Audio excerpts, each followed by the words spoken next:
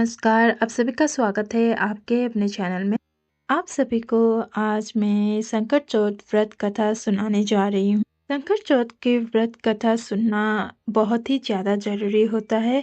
आप जिस जगह पर बैठकर संकट चौथ के व्रत कथा सुन रहे हैं, तो जिस जगह पर आप पूजा कर रहे हैं, उस जगह पर आप बैठकर ये कथा भी सुन सकते हैं, या फिर आप पूजा की चौकी नहीं लगाना चाहते, सीधा ही आप कथा सुनना चाहते हैं, तो आप इस प्रकार से कथा सुन सकते हैं। सबसे पहले आप एक थाली लीजिए, थाली के ऊपर आप स्वस्तिक बना लीजिए। स्वस्तिक बनाने के बाद हम गणेश जी को इस तरह से विराजमान करेंगे।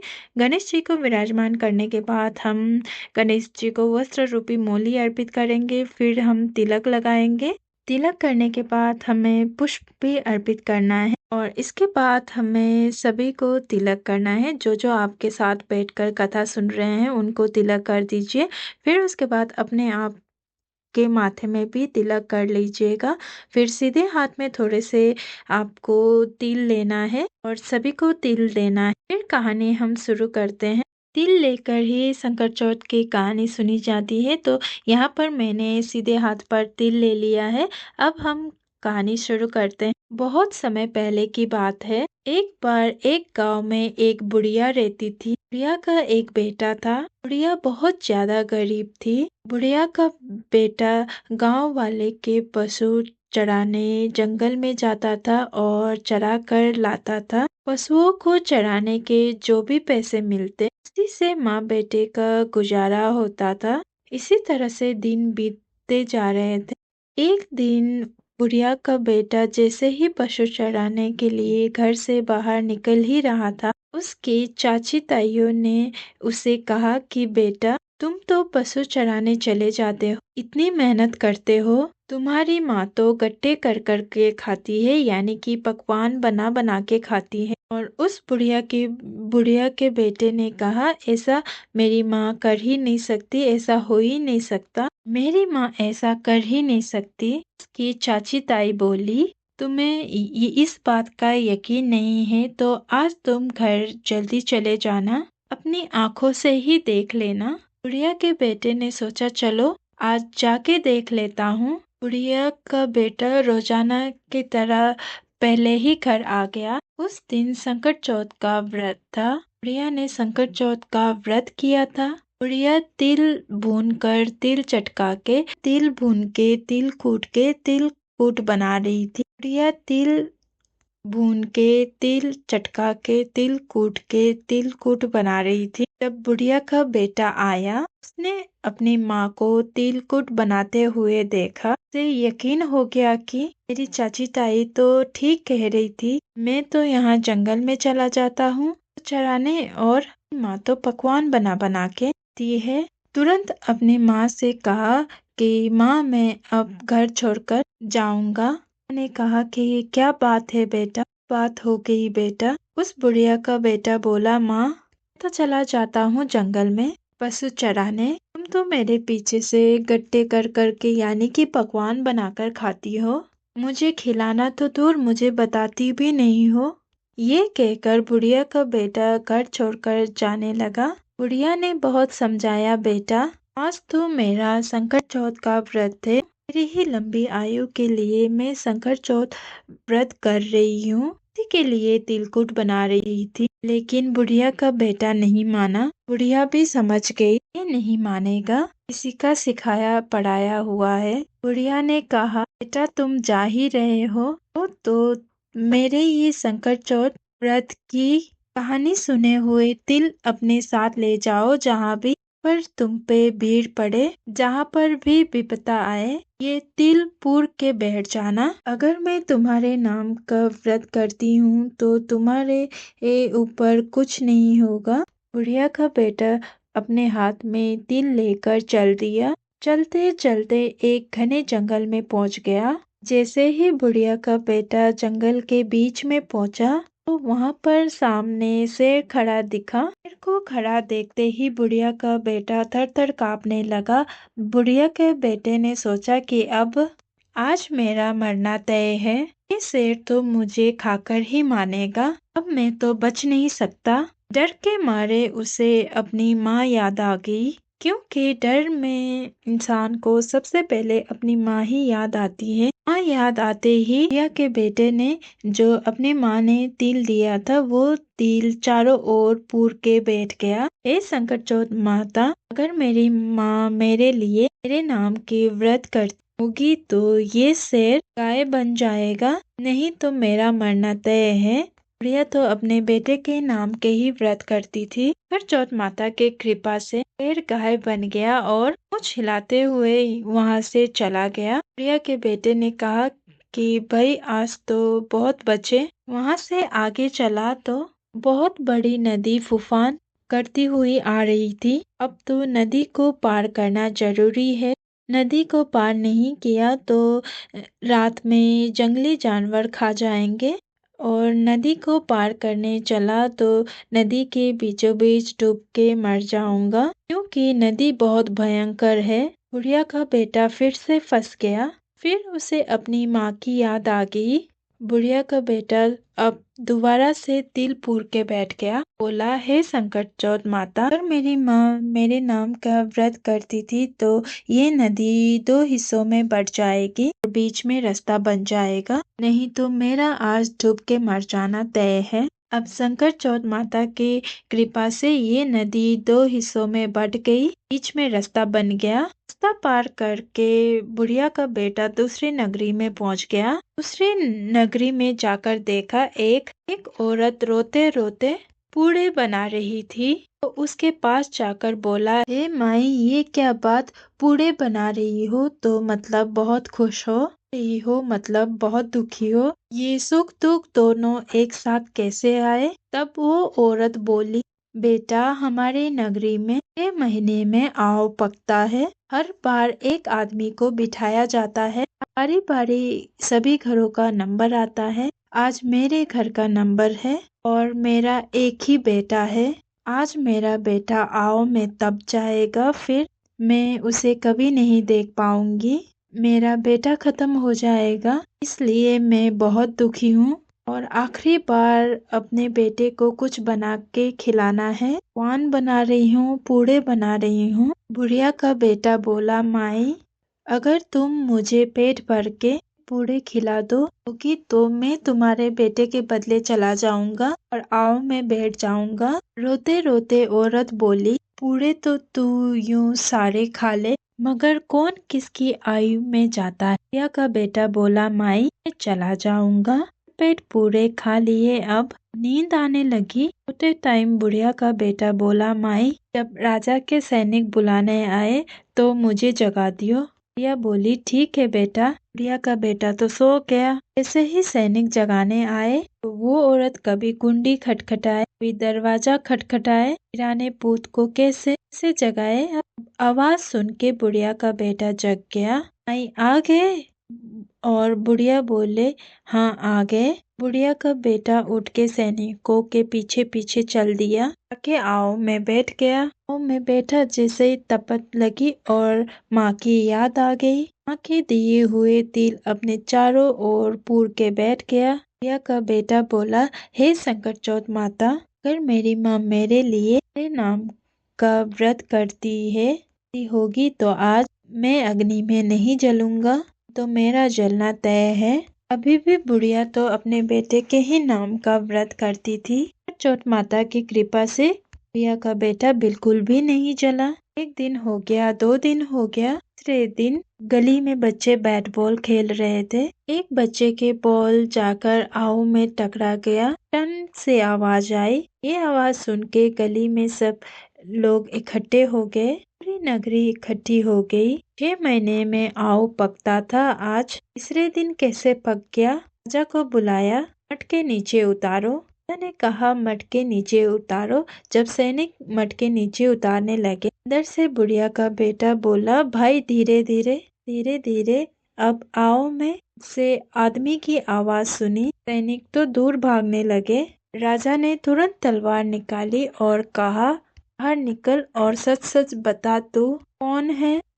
पिशाच है? कौन है? बुढ़िया का बेटा बाहर निकला और बोला, भूत हूँ ना पिशाच हूँ, तो एक बुढ़िया का बेटा हूँ। चाची ताइयों ने सिखाया और मेरे घर से निकल आया। मेरी माँ ने ये तिल के दाने दिए थे और यूं कही थी, जहाँ भी भीड़ पड़े वहाँ ये के दाने पूर के बैठ जाना। अगर तेरे नाम का मैं व्रत करती हूँ गी तो तेरे ऊपर कुछ नहीं होगा। अगर तेरे नाम का मैं व्रत करती हूँ तो तेरे ऊपर संकट चौथ माता की कृपा से कुछ नहीं होगा। मैं तो अपने माँ के दिए हुए तिल के दाने पूर के बैठा था, इसीलिए मैं तो जिंदा बच गया। राजा के बेटे की ये बात सुन के रानी ने राजा से कहा, मेरी अपनी बेटी की शादी तो इसी से करूंगी। इसे तो अग्नि भी नहीं जला सकती। ऐसा दामाद हमें कहाँ मिलेगा। राजा को भी बात समझ आ गई। राजा ने अपनी बेटी की शादी इस बुढ़िया के बेटे से कर दी। दोनों महलों में रहने लगे। एक दिन राजा की बेटी महल के छत के ऊपर टहल रही थी। भी बुढ़िया का बेटा भी वहां आ गया। देखो, हमारे देश के ऊपर तो काली बदरी छाई है। लगता है बहुत तेज बारिश होगी। तो राजा की बेटी बोली, आपके भी देश है। बुढ़िया का बेटा बोला, मेरा देश भी है, घर भी है, कुछ है। राजा की बेटी बोली, फिर हम यहाँ क्यों आए हैं?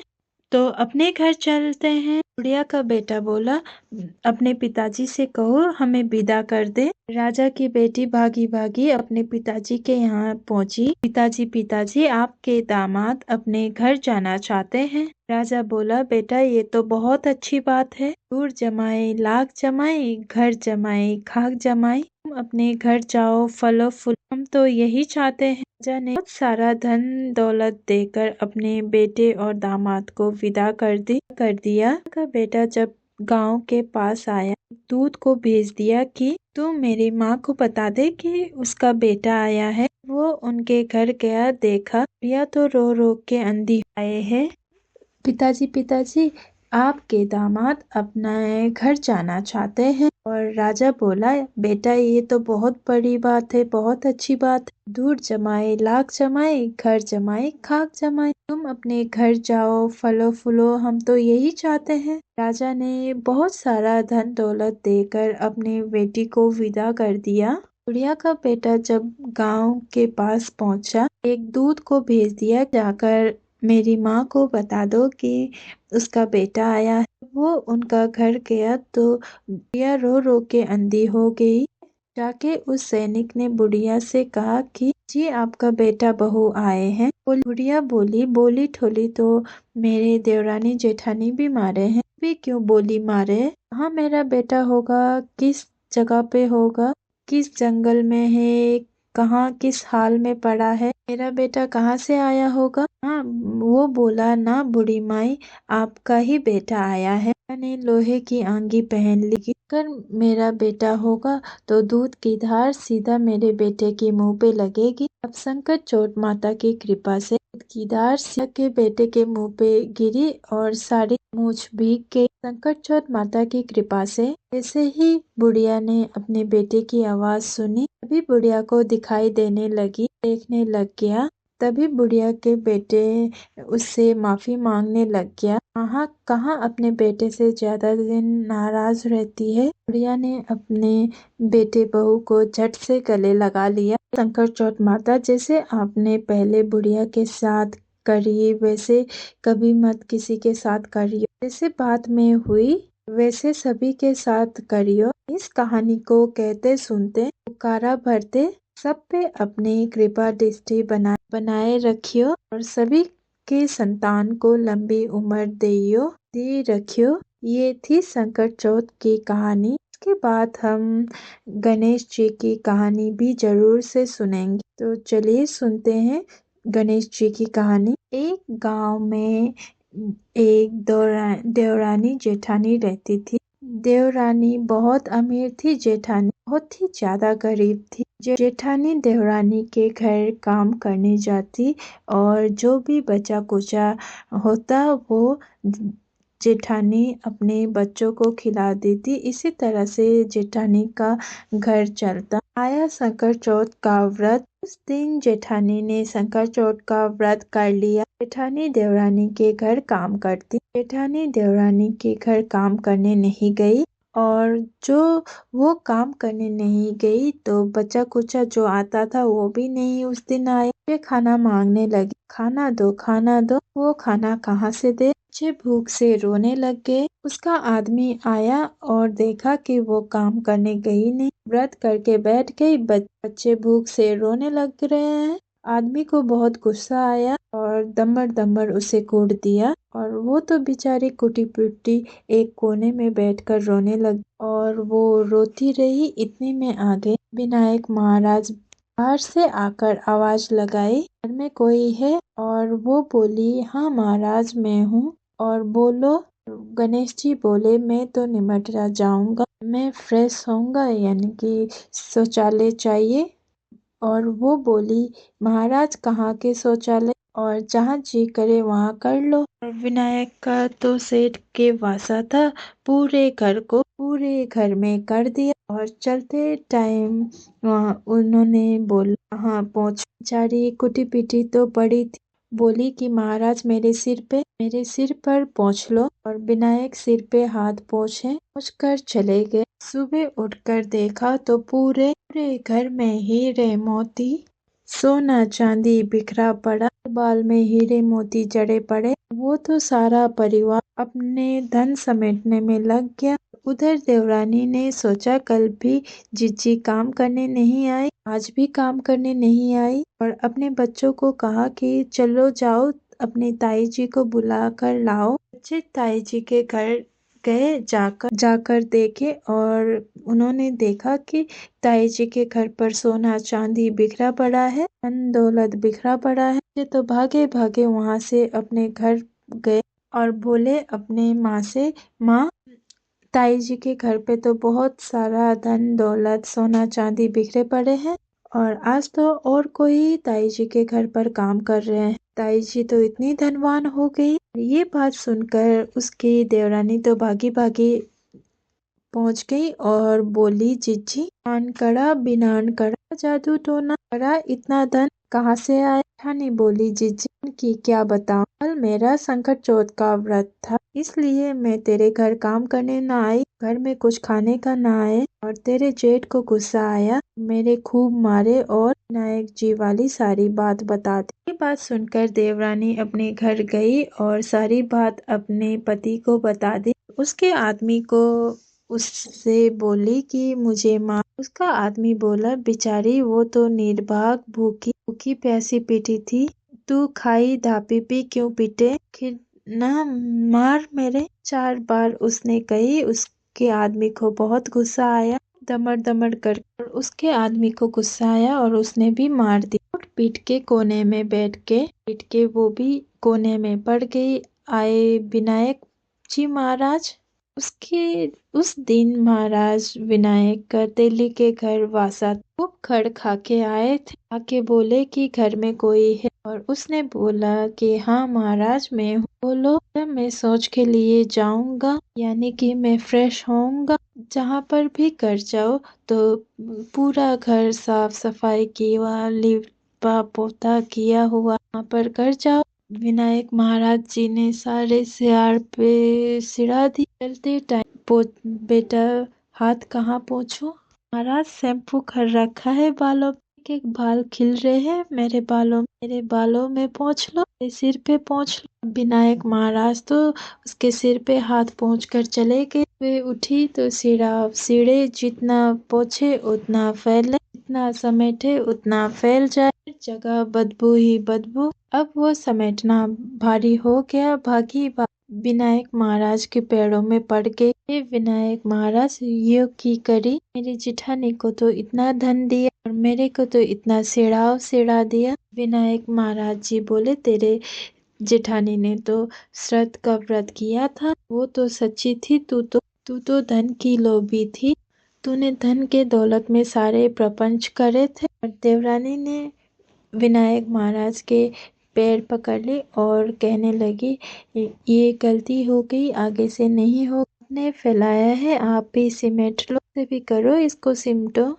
विनायक महाराज को उस पे दया आ गई, जितना बिखराया था उतना ही समेटा। विनायक महाराज, जैसे देवरानी के साथ आपने किया था वैसे किसी के साथ मत करियो, जैसे जेठानी के साथ की थी वैसे सभी के साथ करियो। इस कहानी को कहते सुनते हुक्कारा भर सब पे अपनी कृपा दृष्टि बनाए रखियो और सबके घर को अन्न धन से भर दियो। ये थी विनायक महाराज की कथा। इस तरह से संकट चौथ की व्रता पूर्ण होती है। कथा सुनने के बाद जो हमने हाथ में तिल के दाने लिए थे, उस तिल में से थोड़े से हम गणेश जी महाराज को अर्पित करते हैं। के बाद थोड़े से तिल जल के लोटे में डाल देंगे। बाद में जो भी तिल बच जाते हैं उसके हमें 2 हिस्से करने हैं, चंद्रमा के लिए, एक सूर्य देव के लिए। तो अभी हमने दिन में कहानी सुनी है तो हम ये सूर्य देव को अर्घ दे देंगे। दूसरे जो तिल है हम ये पल्लू में बांध लेंगे और रात को चंद्रदेव को अर्घ दे देंगे। और इसी से आपको अर्घ देना है तो इसे आपको बहुत ध्यान से संभाल कर अपने पल्लू में बांध के रखना है। तो ये थी संकट चौथ व्रत की कथा। आप सबको ये व्रत कथा कैसा लगा? अच्छा लगा हो तो इस वीडियो को लाइक कीजिए, चैनल को शेयर और सब्सक्राइब अवश्य ही कर दीजिएगा। धन्यवाद।